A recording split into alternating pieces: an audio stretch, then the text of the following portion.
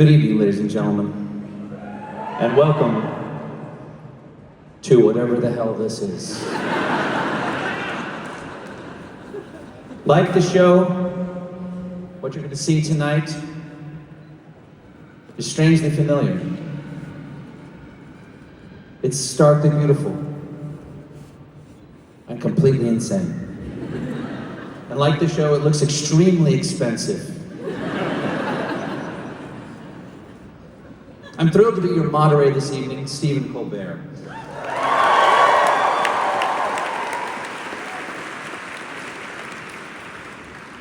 As Mr. Milchick might say, come, let us reason together and ideate the manifestation of Keir's ultimate intent. Before I bring out our panel, please remember to pay close attention to the order in which they are introduced, where they seat, what they are wearing, and what words they do not use to answer these questions, as any or all of these could be clues to the events of season 3. Just as importantly, if Ben denies that anything tonight is a clue, that itself is a clue. Now, ladies and gentlemen, please welcome Darri Olafsson, Sarah Bach, Michael Chernus, Jen Tullock, Dichen Lachman, Tramell Tillman,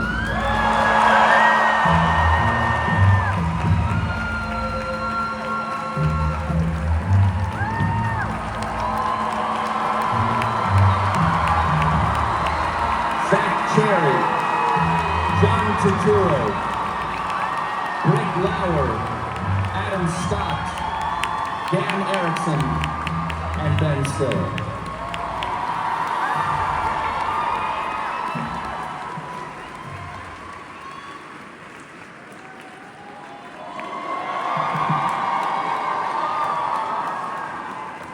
Stephen, can you get us a larger bottle of water, please?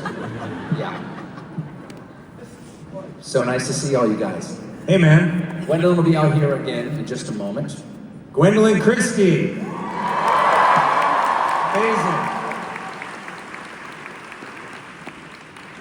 I was saying to Sarah backstage, who is now a freshman at Northwestern University, go Cats. And pretty much everybody on the stage can back it up. It's not always like this with the TV show. The fans aren't always quite this rabid. The PR events aren't always this good, and the shows aren't always this gripping and exciting and mysterious. And I want to start off with a question for everyone. I know everyone was waiting for the final episode. Ben and Dan, you know what's going to happen. At what point does everyone else here know what happens in the final episode? Like the final episode, or? Of this season. Let's take it one season. If you want to tell us the final episode of season 3, we're not going to stop you. You want me to tell you exactly what happens in the final 100%. episode of the season? Of the series? We can just go. Okay. No. When the script, we have, we have security measures, but we haven't been this type of a thing where people are that interested in the show for that long. So I don't know if we have like crazy security measures. Well, after season 1, once season 1 was released, suddenly we had to like encode our emails and have code words for for the show, and we started calling it something else, which was super weird. The whole show, something else? Yeah, We called it, well, season 2 we called Cold Harbor. Cold Harbor. Cold Harbor. Okay. Are we supposed to know what Cold Harbor is at this point? Have you told us what Cold Harbor is and we just haven't paid attention? Or am I the only dummy? Were you on your phone at all when you were watching the show? 100%. Was that Cold Harbor? Is that part of being Cold Harbor? It helps if you're on your phone. Yeah, we text you what Cold Harbor is at a certain point. Okay. But then it goes away. Do you find it ironic that we're here at an Apple TV Plus event and there's no signal in this building at all?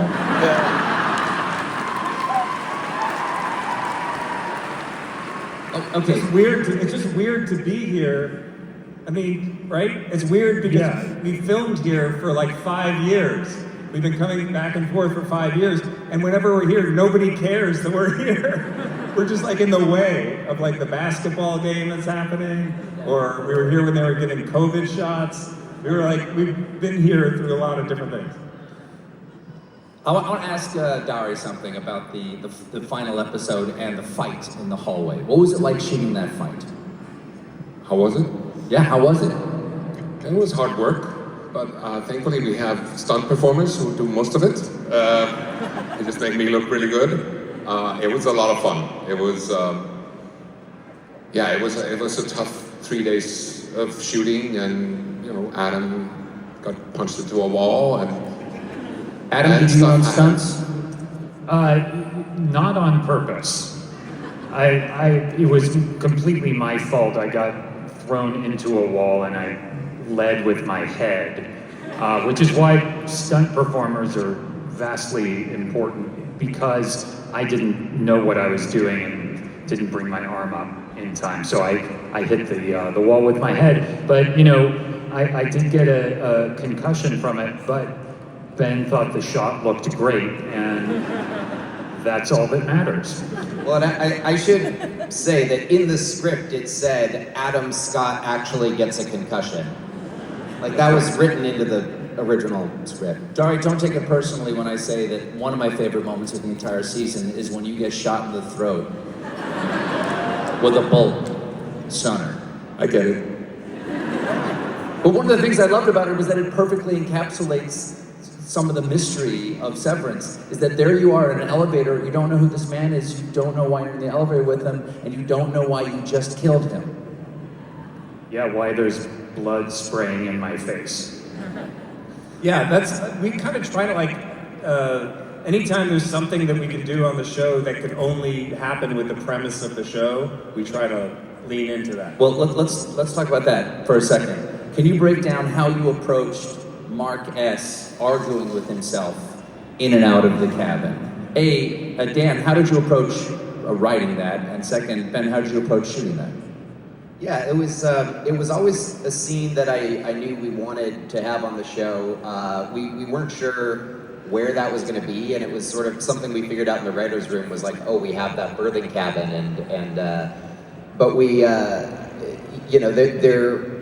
they've come to such a point, of sort of mutual distrust by this point. Each of them has a kind of a reason to suspect the other's motives. And so I just thought it would be so fascinating to actually put them face to face. But, with something like that on the page, you've never seen anything quite like that. So you don't know if it's going to work until you put it in the hands of these guys. But Ben, how did you shoot? Did you shoot that continuously on one side and then on the other? Yeah, we had a lot. I mean, Adam had the hard job there because he had to, do it. He had to talk to himself, and he had to record video messages to himself that he would then respond to. And it was really confusing. Also because we were rewriting the scene up until, I think, the Friday before we shot on a Monday. And I don't know, those things are just like mind-numbing, and you just want to try to figure out a way that the audience could follow it. But I think Adam is the one who probably had the most challenging job on that scene. Well, the scene was always, like Dan said, it was a scene that was going to happen. And so for the entire season, it was like on the horizon, and it was something I was dreading. It was like, there's nothing I can do. It's coming. I'm gonna have to do it. Why did you dread it?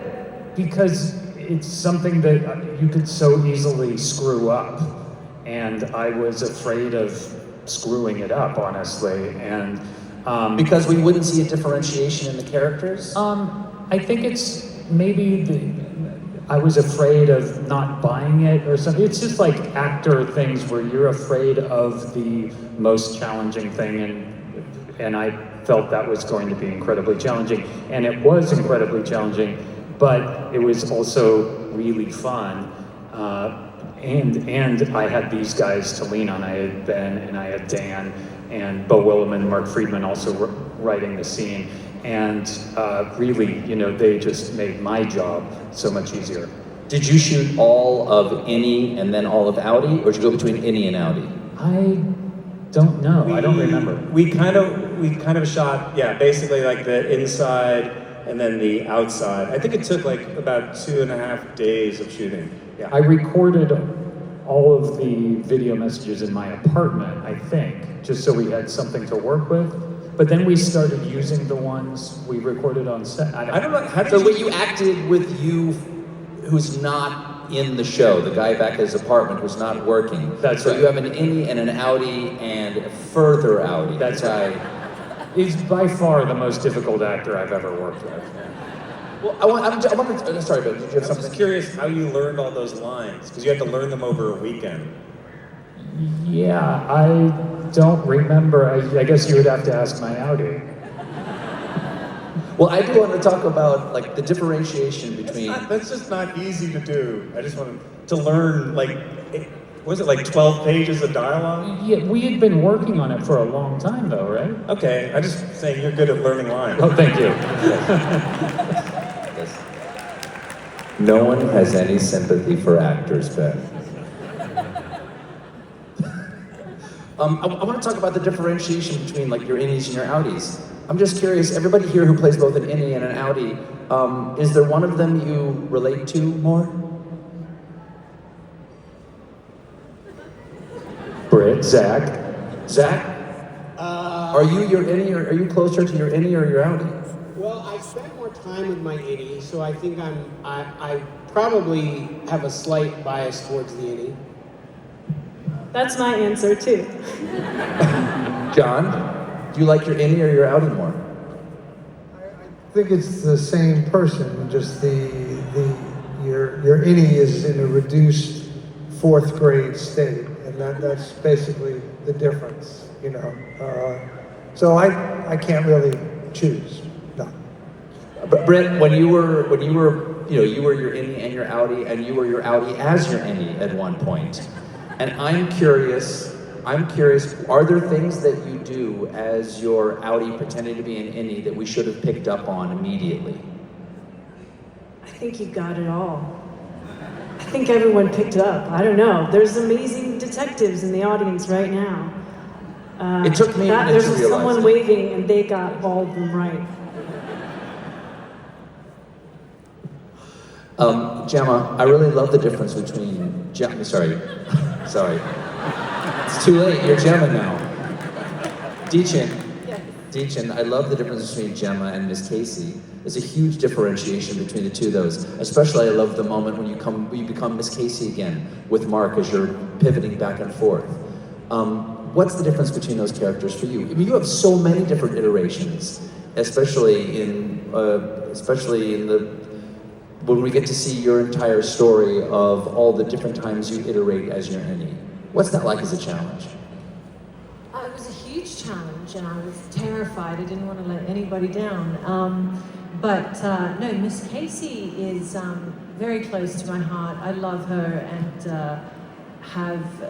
she was the first character that I really got to inhabit on the show. And there's this innocence and curiosity and this, want and desire to feel included on the severed floor with all these incredible people. I just feel for her so much. And then Gemma was built by all the incredible performances around her, leading up to learning about her presence, with Mark's grief of her and Devin and Rickon's loss of this person. So to have all of these like little fragments building up to episode 7, it was just a gift with incredible leadership to get to do that. You don't have to tell me what it is, but do you know what Cold Harbor is? Did you watch the episode? Another question is not an answer. Okay. Britt, I just want to ask one more thing about Helen and Helly when you came in. Did everybody here know when you showed up that day that you were being the wrong character, or did they have to discover it? Was there anything kept from the cast when you came in that day? We knew, but I will say I would forget because Britt was doing such an amazing job that I would forget that it was happening while she was doing it. And I kind of felt bad about that. I felt like I was drinking Diet Coke and it wasn't the real thing. How dare you? I sponsor. Tramell, what do you think of Milchick's arc this season? Do you think he's still a company man?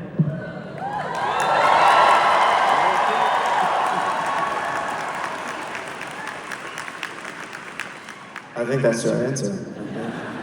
Because these are all company people here. These are all the Lumon faithful. No, I think he's still very much devoted. Can we talk about his office for a second? Let's talk about the art in your office. Yeah, do you like it? I do. I like the iceberg. Yeah. And the duck rabbit. Yeah, thank you. And the bonsai. Yeah. You know, you can't see most of an iceberg. It's hidden. The duck and the rabbit is two different things at once. A bonsai is a stunted, controlled, living thing. Wow, Stephen, you are a real fan. This is fantastic. I have a full-time job. Why the fuck do you think I'm here tonight? How do you do this? What do you think that speaks to, how do you think that speaks to Milchick and his character and what perhaps he's hiding under the water, or the different things he has to be, or the way he's stunted? Well, what I loved about those particular details is that I was given, license to contribute to that. Ben and Dan and Jeremy Hindle, we had a lot of conversation about how do we tell this story of Milchick in this new position that he's in, and what would be in his office. So there was a lot of conversation, and I thought, an iceberg would be a nice touch, and a duck rabbit, a lot of the mystery that's still there. You know where you might find an iceberg? Where? A cold harbor. So you do know where it is. Yeah, exactly. Darri, I want to ask about Mr. Drummond for a second. Very protective of the family and of Lumon. Do you think he really believes in what's being done, or is he just as much in the dark as everyone else? Can I say one thing? This is such an incredible event. Everything seems to be so perfectly organized. The only thing I'm kind of worried that they didn't get my measurements. So just for people to be able to see Sarah, I'm going to move back a little bit. Sorry about that. I was like... I want to say, absolutely, he knows much more than most people do. I think so. When we discussed this at the beginning, we talked about him having been brought in from some other facility somewhere around the world, brought in to take care of this, what's happening here. No, he's a dirtbag with a lot of knowledge. Ben and Dan, what is Cold Harbor? And if you can't answer that, do you know who killed Laura Palmer? Is any chance this is going to end like Newhart? Because I'll be really mad if It's all a dream? If Mark wakes up next to Suzanne Plachette a year from now. Well, let's talk about some of the theories. There are a lot of fan theories out there about what's happening. And I'm not going to ask you to verify. There's only one fan theory I'm actually going to ask about today. And it's a Rickon fan theory. But Rickon! Is there a fan theory that you've seen, without saying what it is, that's right? Oh. Yeah. Honestly, yes. I mean, But like does- certain things, yeah. Does it thrill you that the fans are this invested in every little detail? And do you ever laugh thinking that no, we just literally that what chair was just there, and they're going, oh no, but that chair only has 3 wheels. I mean, the chair is usually never just there. You know, like, you know what I mean? Well, I understand that. I have a you have to remember you're shooting this and everything. I have a question for you. Yes, what? Who is your stylist? Antonia Zares. Why? What are you wearing? Who are you wearing I tonight? just feel like we have very similar outfits. Emporio Armani. Yeah, okay. No, I mean, there definitely are so many ideas that people have that are amazing. And yeah, a lot of times it's something that the people are picking up on that we didn't do intentionally, but then it's like, oh, but it kind of makes sense, you know, which is interesting. A lot of times... That was really not an answer. Okay. But the point Yeah, there's some things people pick up on, and it's amazing that the fans are so invested and so smart and are giving back so much to the show, are so creatively invested in the show, that I feel like they care about the show as much as we care about the show, and I've never had that experience, which is pretty amazing. So thank you to everybody who cares so much. Dan, anything you want to add to that? I mean, I actually rewatched the pilot last night for the first time in a while, and it occurred to me, there was that scene where Mark is cleaning out his gutters, and I just feel like there aren't enough fan theories about Mark's gutters. Because we worked really hard. Adam had to get on a ladder. I trained. He trained. He could have gotten a concussion.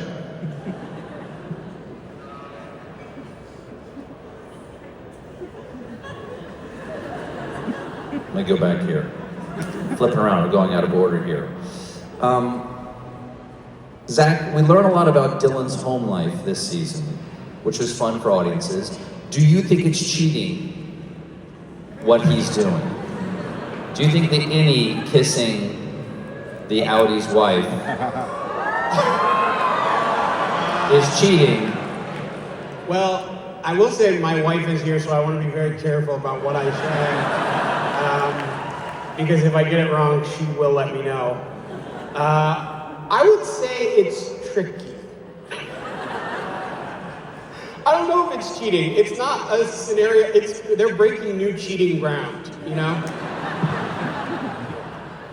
If it is. Or maybe it's just sort of a validation that the relationship has something special that even your Innie knows this is the right person for him. I think so, and I think what I loved about the arc was watching, you know, the Innie and the Audi start kind of at odds with each other about this, and then over the course of the season, they kind of learn something from each other and see what they can provide for each other. And it does feel like almost like a wake-up moment for the Audi to kind of realize what had been going on in his relationship that he was kind of asleep to. So, John said yes, it is cheating.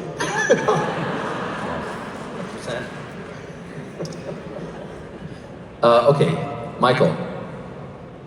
Yeah.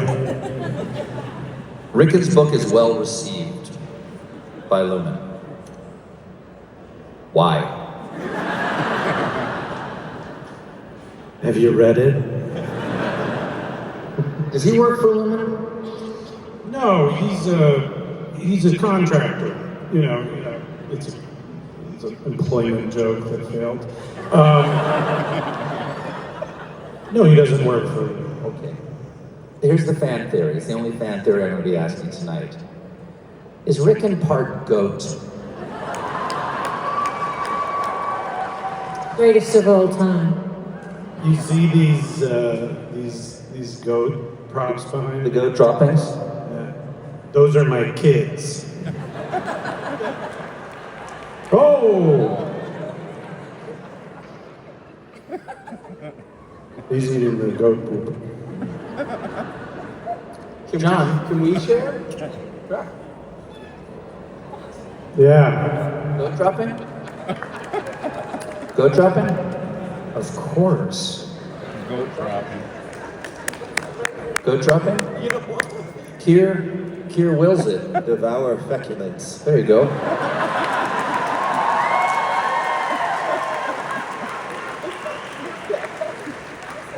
That tastes Just like this. Mom used to make. John Turturro, was Bert protecting you or protecting himself when he sent you away? What do you think? Possibly both, you know. Yes, I think he was protecting Irving, and but it was putting himself at risk in doing so. So I guess we'll find that. We'll find out. It's a beautiful story. Yes. Beautiful love story. Yes. Is Bert evil? He seems evil.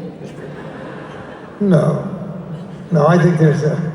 That's how Irving sees him. Well, as not evil. we all have dualities, Stephen. So no, that's to be decided upon. So no, I don't think anyone is all one thing anyway. Even you. I'm into the core. Yeah. Sarah, what was it like joining a series in season 2? Sorry, I'm finishing up my goat dropping. What was it like to join something like the first major role that you have to be something this special? I mean, it's crazy. Like we were talking about, like something like this is so rare and special. I'm not gonna get used to it. I know how privileged this is. But no, it was incredible because I'm a big fan of the first season and all of these people up here. So getting to work with them and meet with them was just like a dream come true. I was pinching myself every single day. I have to say, when she first came on the set, she was frighteningly good. Yeah. You know, we all looked at each other and we were like, what the, you know, who is this? Yes. You know, and, As an older person, there's nothing more frightening than a competent young person. exactly right. Yes, that's exactly right. But, Jen, Devin takes a real shift into trusting Harmony Cabell, and with her brother's life. Why do you think she does this? She doesn't like Lumon. She doesn't trust Lumon. I'm so glad you asked that. I don't think she does trust her. I think she's totally desperate. Let me put it to you this way. Somebody fucked with my real life brother and sister-in-law, and the only way to save them was to call J.D. Vance. I would say, get him on the phone. Get him on the phone. It's my brother. It's my sister-in-law. And so I think, not to mention the fact that this poor woman is probably busting a leak. She hasn't breastfed in 48 hours. She hasn't eaten. She's underslept. And she's like, this is it. This is the Where's her baby? My love? I got it. Rick in his breastfeeding right now. Goat. He's a goat. He's got all the others. Goat. So much easier on the stomach too, is my understanding. Yeah. This is for the whole, anybody in the cast here. What scene from season 2 were you most excited for fans to see? Gemma, sorry. Dichen. Sorry, Dichen. I love the Bert and Irving scenes deeply. Britt, how about you? What are you looking forward to people seeing this year? The marching band scene. Getting to watch Tramell shine and delight. It was really hard to keep a straight face during the vaudeville session beforehand. But yeah, band time. And Ben Stiller operated the Keir Egan robot from behind the scenes. Did? And that was I just did the movements, but Mark Geller, the actor who is Keir Egan, was doing the voice live with Tramell. You guys, and I think if you had worked on that act a little more, you could have taken it on the road. There's still time. Yeah. Let's talk about marching band. How did that come about?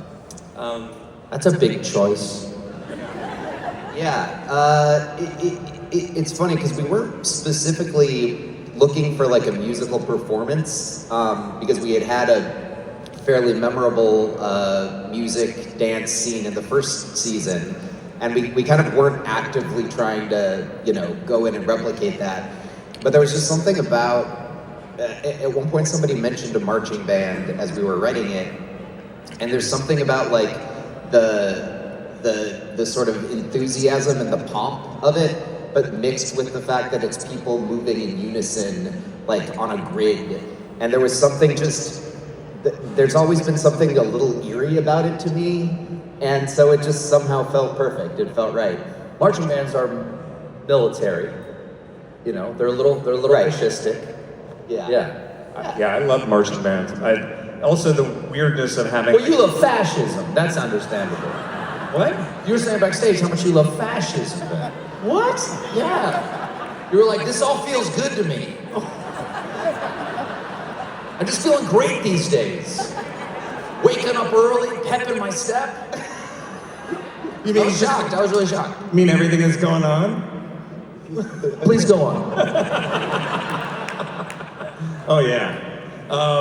No, getting back to the show, I feel like the marching band in MDR was such a weird thing to have like 100 people in there. I remember it scared us a little bit. The idea of putting it's so weird because we're just used to seeing the gang in there, and then to have like 100 people playing instruments was just kind of crazy. So it was fun, and we had amazing musicians, an amazing choreographer come in, and band leader, and it was really fun. And it was during Adam's birthday last year that we shot it, and then the marching band played Happy Birthday for Adam, which was really cool. That makes getting happy birthday sung to you even more embarrassing. Which his birthday was yesterday, by the way. Yeah. So I'm just doing the math really quick on that. That means that we shot the scene about a A year year ago, yeah. Yeah, I think that checks out. Look, it's just holding on the marching band for just a second. I want to talk about Tramell's performance in the show and Mr. Milchick and the role he plays there. For Dan and Ben, when you're thinking about a scene that includes Milchick, does it help or does it hurt that you know that whatever happens is going to be a little sexy?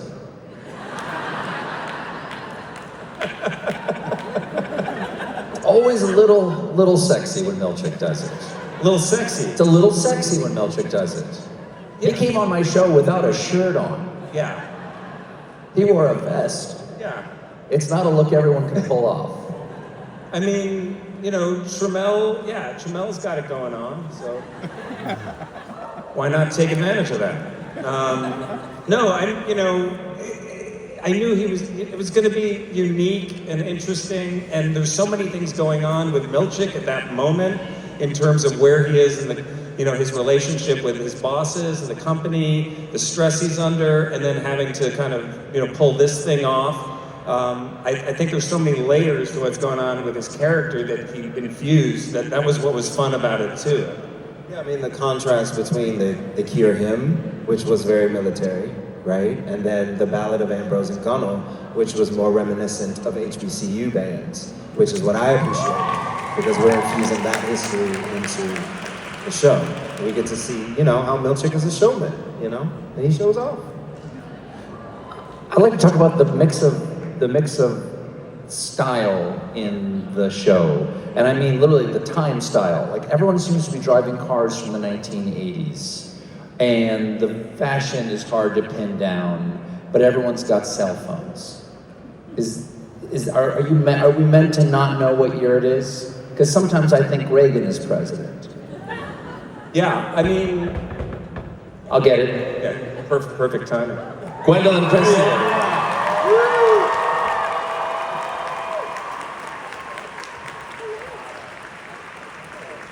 Hi, sorry, I just had to sort some shit out. Gwendoline, what is Cold Harbor? Everyone else already told us, so it's cool. Ben and Dan are cool with you telling us. I mean, I know all the answers. They told them to me because they know how trustworthy I am. At the end of the day, how many times do you have to shower before you don't smell like goats anymore? I smelt like goats before. That's how I got the role. Lauren is one of the most unique characters in Severance. What's the most fun aspect of doing the show, and do you love the baby goats? So I was an enormous fan of Severance season 1. I mean, such a huge fan that I was furious that I wasn't in it. I was so angry about it, and I thought I would never be in it, and I desperately wanted to be a part of this absolutely amazing, amazing cast and project. Hi, John.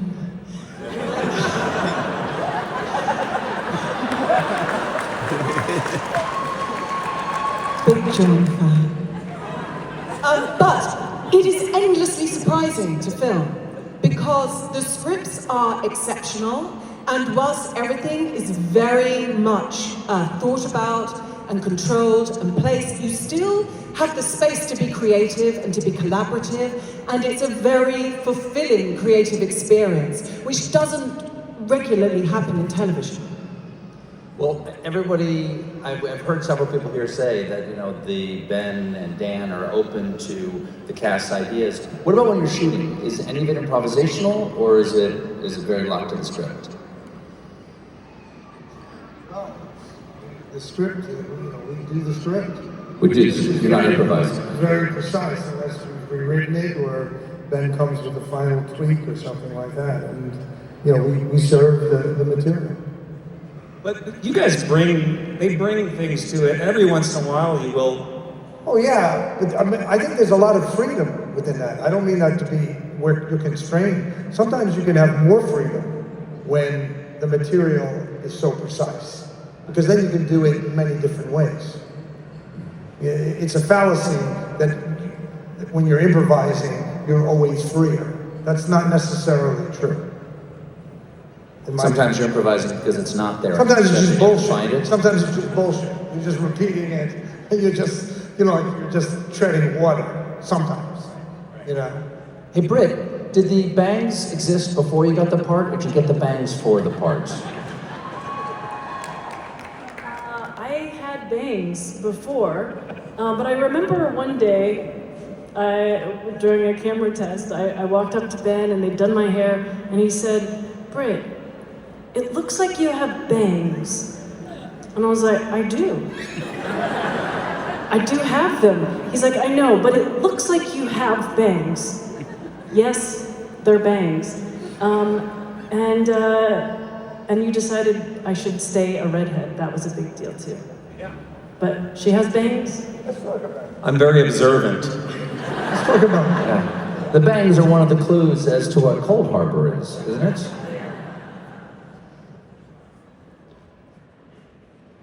To what do you attribute the fact that this is, besides the fantastic cast and great writing, what is it about this particular story and this particular, the atmosphere of it, that grips people so much right now? Do you think people want to be severed? I think there is something, you know, the whole idea literally came out of, I was walking into an office job that I hated, and caught myself being like, God, I wish there was some way to just disassociate from the next 8 hours. And so it was a real thought, you know, it wasn't me trying to come up with a TV show, it just sort of happened, and then it was like, oh, that's interesting. It's kind of a screwed up thing to wish for. And so I do think that, you know, we made it during the pandemic not knowing, you know, we had no idea what environment we were going to be bringing the show into, but it happened to come at a time when people were sort of coming back from work from home, and this idea of a work-life balance was very front of mind because that barrier had been sort of worn down, I think, by this whole like work from home Zoom thing. So it's fascinating to sort of, you see how it works in this context that we could never have predicted. And then since then, you know, there was a strike during our second season, a lot of people talking about just sort of, you know, work and what workers should be owed and where the boundaries should be, where they're not gonna give too much of themselves, and those things just can't help but make their way into the story. Yeah, I don't know. I honestly don't know. I think it's an intriguing concept that somehow hit on something with people that we all relate to in terms of what, the opening line of the show is "Who are you?" Our sense of identity, what makes up who we are really. It's just, and there's a lot of bifurcation in our world where we're, our country is kind of divided. I think we divide our work life and our home life. All those things kind of are part of it. I think Dan hit on a greater metaphor of what is life about. And it's kind of, to me, like what these people are doing at work. They don't know what they're doing, why they're there, or who they are, which is kind of like what I feel all of us in life, in the world, are kind of trying to figure out. But I don't know. I'm curious what people, like what the fans of the show feel that they connect with, because I feel like what they really connected with, maybe we could do some questions. Let's do a vote by acclamation. Would anyone here like to be severed? That's fun. Anybody on? Is anyone here tempted? Would anyone be tempted by the idea of Severance? I've done karaoke several times. And every single one of those times, I wished I did not remember it. So there are ways to achieve severance, is what you're saying. Yes. I would say also that I think a lot of the fans, not just from what I've seen and what I interact with, like so many of the fans of the show care so much about the characters, and they relate so much to these characters. They care about them as fully realized human beings. And so I think that connection with the actors and the characters and their investment in their journey and what they're going through is, I think, what people ultimately hold on to when you watch a show. You care about what these characters are going through. Britt, I want to ask about Helena, or Helena. It seems to me, it feels like the biggest difference between Innie and Audi, between any of the characters. What's left of a Helena as Helly, do you think? What's left of... Well, when you're severed, I imagine there's some core part of the person left. The core person that Zach's character becomes. Like, what's the core part of Helly that is surviving after Helena is cut out? It's an interesting question. Like John was saying, this is one person and two sides of that same person. I kind of think of it as like the inner critic and the inner child.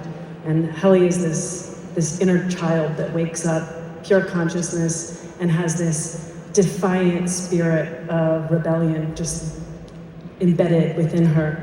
And it made a lot of sense to me that Dan wrote her as on the outside to have grown up in this high control company where that rebel has been really suppressed very deeply.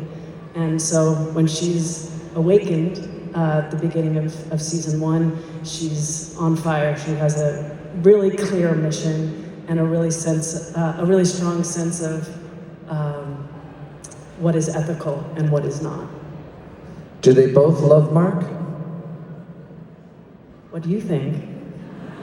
I think you don't want to answer the question.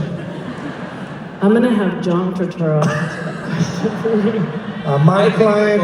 I think they both love Mark. I think one loves Mark, and I think that the other wishes she had what Helly has.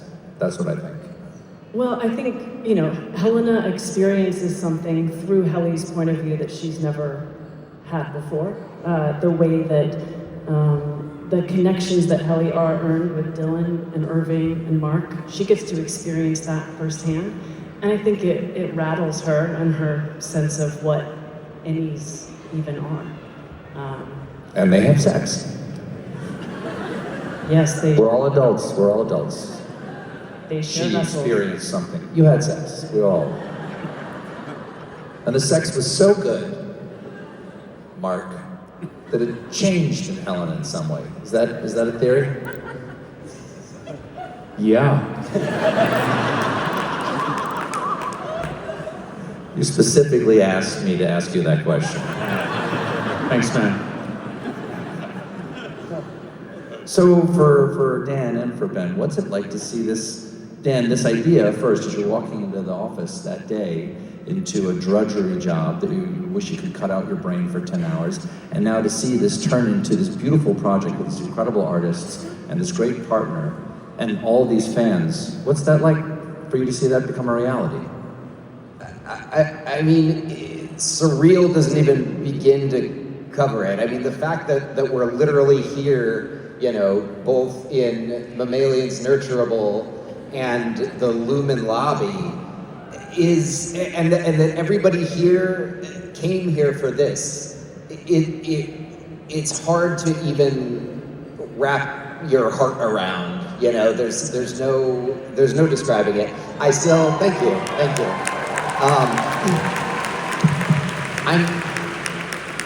I'm finally starting to accept that this probably isn't a big prank that everyone's playing on me, because for a long time I was sure it was. If it is, it's impressive. Well, ladies and gentlemen, please join me in thanking Apple TV Plus and the incredible creators of this show.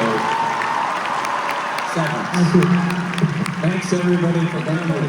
Thank you. Thanks for coming. Thank you for